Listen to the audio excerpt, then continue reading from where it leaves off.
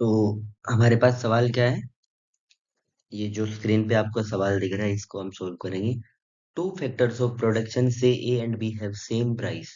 ठीक है, प्राइस जो है वो सेम है, A and B two factors of production whatever. The least cost combination of A and B for a product, a given level of output will be achieved at a point where the isoquant has a slope of। देखिए, isoquant क्या होता है? Isoquant हमारा होता है कि the combination of points, या फिर हम बोलेंगे combination of what, outputs, sorry sorry sorry sorry input factors, combination of inputs like 2a plus 3b, ये दो मिला के हमें 5 आउटपुट दे रहे हैं। अगर अपने को 3a प्लस 1b, ये भी 5 आउटपुट दे रहे हैं, तो ये दोनों जो है वो एक आइसोक्वांट पे होंगे। देखो, अगर आपको अब भी नहीं समझ आ रहा तो मैं आपको एक पॉइंट बाद बता दूं। जैसे हमने इंडिफरेंस कर्व पढ़ा था ना, इंडिफरेंस कर्व क्या बोलता है कि utility for a consumer same रहेगी। तो हम ऐसा मान सकते हैं कि ये ना एक फर्म का इंडिफरेंस कर्व है। समझ रहे हो मेरी बात को? कि फर्म को क्या चाहिए, जैसे कंज्यूमर को यूटिलिटी चाहिए, वैसे फर्म को क्या चाहिए कि भाई प्रोडक्शन मैक्सिमम हो। जब तक हम प्रोडक्शन की बात कर रहे हैं, तो ये फर्म का इंडिफरेंस कर्व होता है। वैसा ही जैसे कंज्यूमर का इंडिफरेंस कर्व होता है, वैसे ही फर्म का होता है आइसो क्वांट। आइसो क्वांट मतलब the quantity produced will be same. ये हम मान लेते हैं ए, ये मान लेते हैं बी।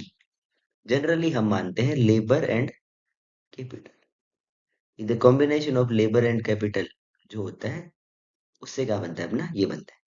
अब ये क्या बोल रहे हैं कि भाई प्राइस जो है वो सेम रहेगा। ठीक है, उससे अब प्राइस सेम रहेगा। अब प्राइस सेम रहेगा तो अपनी जो इसकी जो बजट लाइन है या जो कॉस्ट लाइन है वो कैसे रहेगी? ऐसे, ऐसे कि भाई इतने बजट के ऊपर ये इतना ले सकता है, अगर ये बजट बढ़ाता है तो ये दोनों ज्यादा ले सकता है, और ऐसे ही ये। ठीक है, और ये ऐसे ही, ऐसे यहाँ पे एक लाइन मार, मेरे से लाइन सीधी खींची नहीं जा रही, आप मान लो ऐसे कोई लाइन है। ठीक है, अब एक बात बताओ, अगर A and B have the same price, तो ये जो लाइन है इसका स्लोप क्या होगा?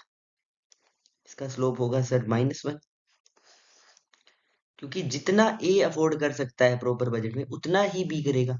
अब ए और बी अगर सेम है, ये एक ट्राइंगल है हमारा वो, ठीक है,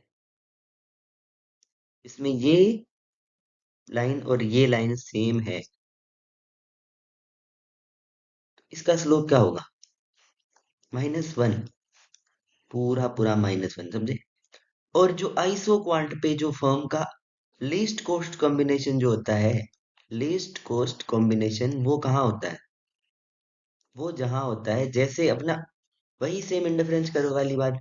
इंडिफरेंस कर्व में क्या होता है, जो बजट लाइन है वो जहां पे काटती है, तो ये भी जहां पे काटेगी।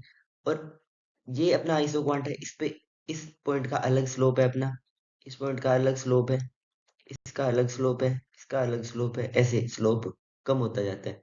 तो ये काटेगी कहाँ पे? जहां पे स्लोप जो है वो -1 होगा। तो इसका आंसर हमारा होगा सी, -1। Thank you.